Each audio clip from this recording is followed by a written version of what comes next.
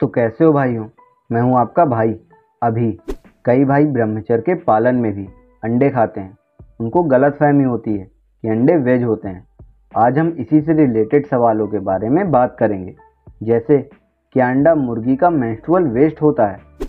इसके लिए पहले समझें मेंस्ट्रुअल वेस्ट होता क्या है।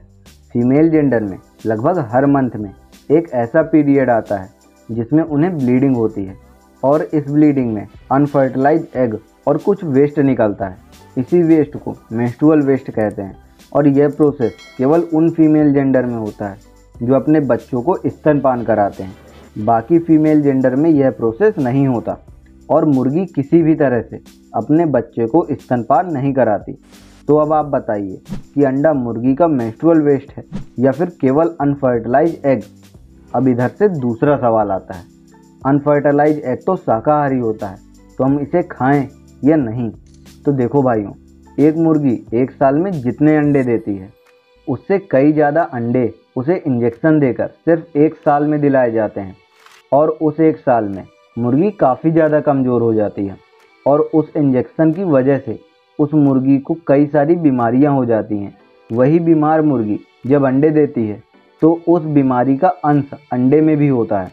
अगर वह अंडा आप खाओगे तो क्या होगा बताओ, आपको भी वो बीमारी लगेगी और इसके कारण आज कई सारी बीमारियां हमें देखने को मिल रही हैं।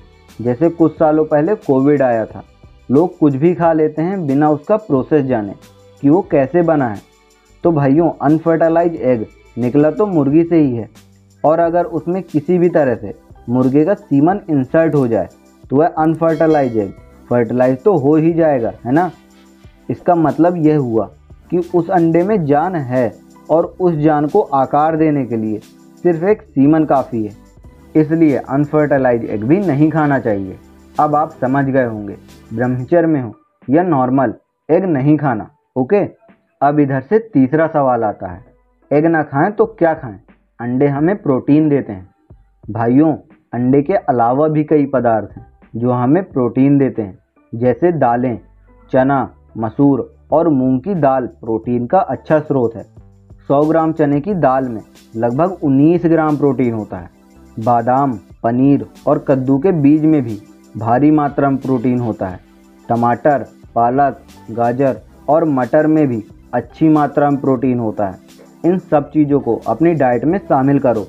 अगर आपको फिर भी नहीं समझ आया अपने डाइट प्लान को कैसे बनाएं, तो कमेंट में बता दीजिए, एक वीडियो डाइट प्लान में भी बना दूंगा।